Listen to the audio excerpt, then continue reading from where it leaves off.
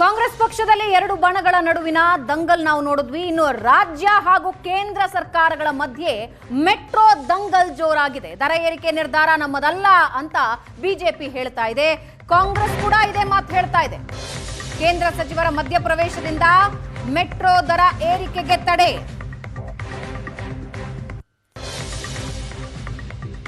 ದರ ಏರಿಕೆ ಸ್ಥಗಿತ ಆದ ಮೇಲೂ ಕೂಡ Congress versus BJP high drama ನಡೀತಾ ಇದ್ದು, ಆರ್ವಿ ರಸ್ತೆ ನಿಲ್ದಾಣದಲ್ಲಿ ಖಾಲಿ ಟ್ರಂಕ್ ತೆಗೆದುಕೊಂಡು ಬಂದಿದ್ರು ಸಂಸದ ತೇಜಸ್ವಿ ಸೂರ್ಯ. ಬಿಜೆಪಿ ನಾಯಕರ ಪ್ರತಿಭಟನೆಗೆ ಅವಕಾಶ ಸಿಕ್ಕಿಲ್ಲ. ಖಾಕಿ ಪಡೆ ಅಲ್ಲೇ ಅವರನ್ನ ಸ್ಟಾಪ್ ಮಾಡಿದ್ರು. ಮೆಟ್ರೋ ಒಳಗೆ ಟ್ರಂಕ್ ಪ್ರವೇಶಕ್ಕೆ ಪೊಲೀಸರು ನಿರಾಕರಿಸಿದ್ದಾರೆ. ಟ್ರಂಕ್ ಮೇಲೆ ಸಿಎಂ ಡಿಸಿಎಂ ಫೋಟೋ ಹಾಕೊಂಡು ತಗೊಂಡ್ಬಂದಿದ್ರು ತೇಜಸ್ವಿ ಸೇರದ ಹಾಗೆ ಯಾರ್ಯಾರು ಬಂದಿದ್ರು ಅವರನ್ನ ಪೊಲೀಸರು ವಶಕ್ಕೆ ಪಡೆದಿದ್ದಾರೆ.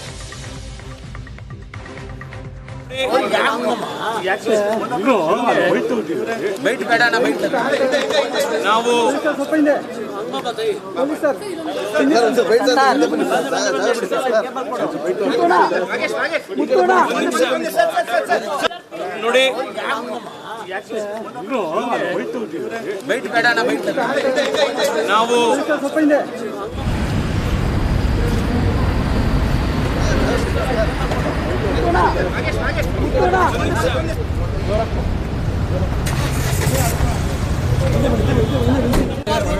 ಮೆಟ್ರೋ ಪಾಸ್ ತಗೊಂಡು ಹೋದ್ರು ಕೂಡ ನಾವು ಧಿಕ್ಕಾರ ಹಾಕಿಲ್ಲ, ಏನು ಹಾಕಿಲ್ಲ, ಧಿಕ್ಕಾರ ಹಾಕಿಲ್ಲ. ಅವರು ಪೊಲೀಸ್ ಅರೆಸ್ಟ್ ಮಾಡ್ತಾರೆ. ಪೊಲೀಸ್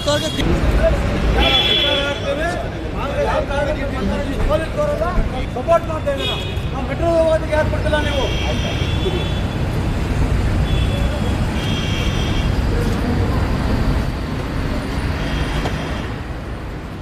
ಸಂಸದ ತೇಜಸ್ವಿ ಸೂರ್ಯ ಖಾಲಿ ಟ್ರಂಕ್ ಹಿಡ್ಕೊಂಡು ಬಂದ್ರು. ಅದರ ಮೇಲೆ ಡಿಸಿಎಂ ಮತ್ತು ಸಿಎಂ ಫೋಟೋ ಹಾಕೊಂಡು ಖಾಲಿ ಟ್ರಂಕ್ ನ ಸರ್ಕಾರ ಅಂತ ಬರೆದುಕೊಂಡು ತೆಗೆದುಕೊಂಡು ಬಂದ್ರು.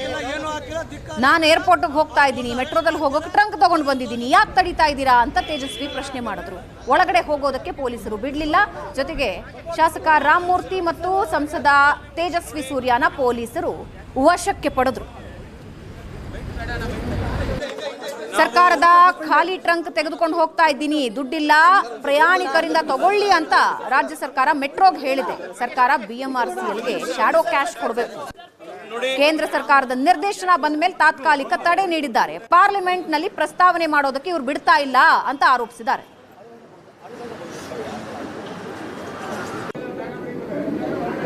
ಪೊಲೀಸ್ನವರಿಗೆ ವಿಶೇಷವಾಗಿ ನಾನು ಮನವಿ ಮಾಡ್ತಾ ಇದ್ದೀನಿ.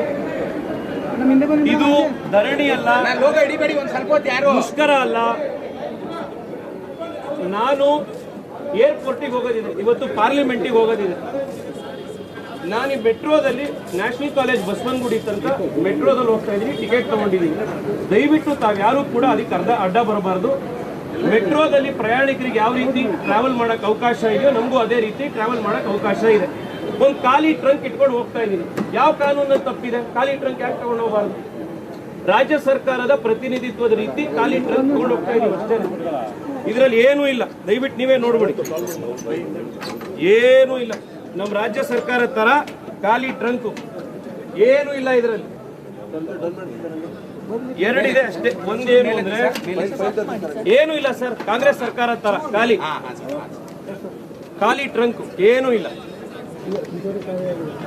ಇದರಲ್ಲಿ ಏನೂ ಇಲ್ಲ, ಖಾಲಿ ಟ್ರಂಕ್ ಇದೆ. ಟ್ರಂಕ್ ತಗೊಂಡು ಮೆಟ್ರೋ ಟ್ರಾವೆಲ್ ಮಾಡ್ತಾ ಇದೀವಿ ಅಷ್ಟೇನೆ. ಯಾವುದೇ ಮುಷ್ಕರ ಇಲ್ಲ, ಧರಣಿ ಇಲ್ಲ.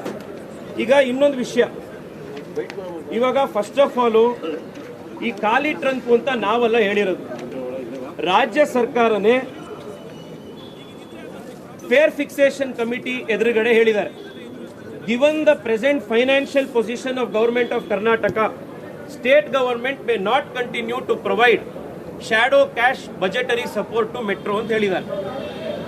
ಇದು ಬಹಳ ಗಂಭೀರವಾದಂಥ ಒಂದು ವಿಷಯ ಸರ್ಕಾರ ಹೇಳಿದೆ. ನಾವು ಖಾಲಿ ಟ್ರಂಕ್ ಆಗಿದ್ದೀವಿ, ನಮ್ಮ ಹತ್ರ ಯಾವುದೇ ದುಡ್ಡಿಲ್ಲ, ದಿವಾಳಿ ಎದ್ದೋಗಿದ್ದೀವಿ. ಅದರಿಂದಾಗಿ ಇಷ್ಟು ವರ್ಷ ಬೇರೆ ಎಲ್ಲ ಸರ್ಕಾರಗಳು ಯಾವ ರೀತಿ ಬಜೆಟ್ನಲ್ಲಿ ಶಾಡೋ ಕ್ಯಾಶ್ ಸಪೋರ್ಟು ಮೆಟ್ರೋ ಕೊಡ್ತಿದ್ವೋ ಅದನ್ನು ನಮಗೆ ಮುಂದುವರ್ಸಕ್ಕೆ ಆಗ್ತಾ ಇಲ್ಲ. ಆ ಕಾರಣಕ್ಕೋಸ್ಕರ ನೀವು ಜನರಿಂದ ಹಣ ಕಲೆಕ್ಟ್ ಮಾಡಿ ಹೆಚ್ಚುವರಿಯಾಗಿ ದರ ಏರಿಸಿ ಅಂತ ರಾಜ್ಯ ಸರ್ಕಾರ ಹೇಳಿದ್ದಾರೆ. ಇದು ಬಹಳ ಗಂಭೀರವಾದಂಥ ಒಂದು ವಿಷಯ ರಾಜ್ಯ ಸರ್ಕಾರ ಫೇರ್ ಫಿಕ್ಸೇಷನ್ ಕಮಿಟಿಗೆ ಹೇಳಿರೋದು. ನಾನು ಮಾನ್ಯ ಮುಖ್ಯಮಂತ್ರಿಗಳಲ್ಲಿ ಮನವಿ ಮಾಡ್ತಾ ಇದ್ದೀನಿ, ತಾವು ದಯವಿಟ್ಟು ಈ ಬಜೆಟ್ ಸೆಷನ್ನಲ್ಲಿ ರಾಜ್ಯದ ಜನತೆಗೆ ಶ್ವೇತಪತ್ರ ಹೊರಡಿಸಬೇಕು. ಸ್ಟೇಟ್ ಫೈನಾನ್ಸಸ್ ಏನಿದೆ ಅನ್ನೋದ್ರ ಬಗ್ಗೆ ನೀವು ನಮಗೆ ಕ್ಲಾರಿಟಿ ಕೊಡಬೇಕು. ಒಂದ್ ಕಡೆ ನೀವು ಬಜೆಟ್ ಅಲ್ಲಿ 400 ಕೋಟಿ ರೂಪಾಯಿ ಶಾಡೋ ಕ್ಯಾಶ್ ಸಪೋರ್ಟ್ ಕೊಡಕ್ಕೂ ನಮ್ಮ ಹತ್ರ ದುಡ್ಡಿಲ್ಲ ಅಂತ ಫೇರ್ ಫಿಕ್ಸೇಷನ್ ಕಮಿಟಿ ಎದುರುಗಡೆ ಹೇಳ್ತೀರಾ, 400 ಕೋಟಿ ಕೊಡಕ್ಕಾಗಲ್ಲ ಅಂತ. ಇನ್ನೊಂದ್ ಕಡೆ 40,000 ಕೋಟಿ ರೂಪಾಯಿ ಖರ್ಚು ಮಾಡಿ ಟನಲ್ ರೋಡ್ ಮಾಡ್ತೀವಿ ಅಂತ ಹೇಳ್ತಾ ಇದ್ದೀರಾ. ಏನಿದೆ ಸ್ಥಿತಿ? ರಾಜ್ಯ ದಿವಾಳಿ ಎದ್ದೋಗಿದ್ಯಾ? ಖಾಲಿ ಟ್ರಂಕ್ ಆಗಿದ್ಯಾ? ಏನಾಗಿದೆ? ಇದ್ರ ಬಗ್ಗೆ ಶ್ವೇತಪತ್ರವನ್ನು ಮುಖ್ಯಮಂತ್ರಿಗಳು ಹೊರಡಿಸಬೇಕು ಬಜೆಟ್ ನಲ್ಲಿ ಅನ್ನುವಂಥದ್ದು.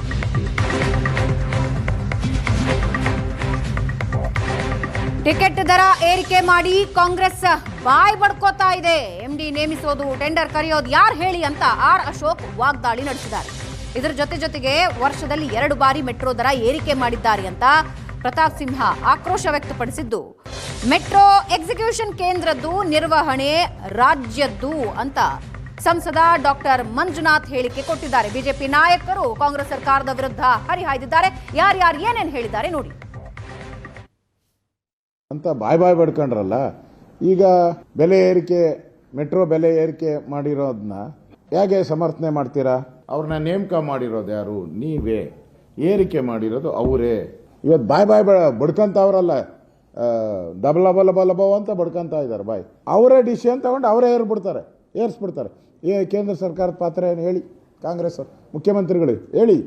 ಕೇಂದ್ರ ಸರ್ಕಾರದ್ದು 13% ಇದೆಯಲ್ಲ ಇದರಲ್ಲಿ.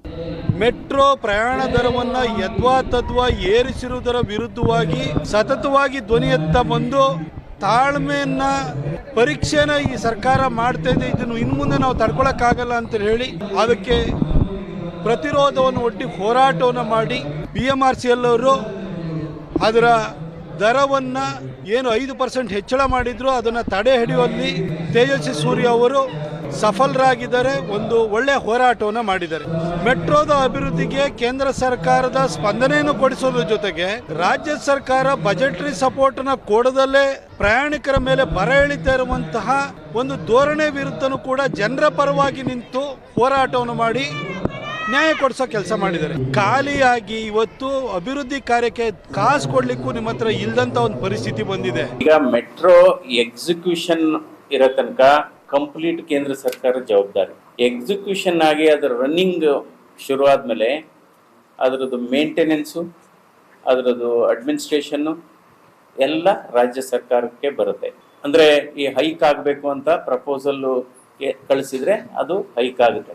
ಫೇರ್ ಫಿಕ್ಸೇಷನ್ ಕಮಿಟಿಯನ್ನೇ ಮಾಡಿದ್ದಾರೆ ಅಂದರೆ ಎವರಿ ಇಯರ್ 5% ಜಾಸ್ತಿ ಮಾಡಬೇಕು ಅಂತ ಏನಿಲ್ಲ.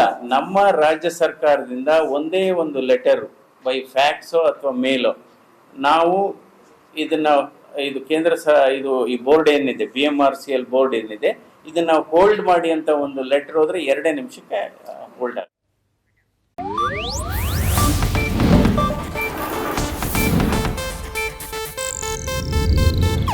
ಇದು ಏಷ್ಯಾನೆಟ್ ನ್ಯೂಸ್ ನೆಟ್ವರ್ಕ್ ಪ್ರಸ್ತುತಿ.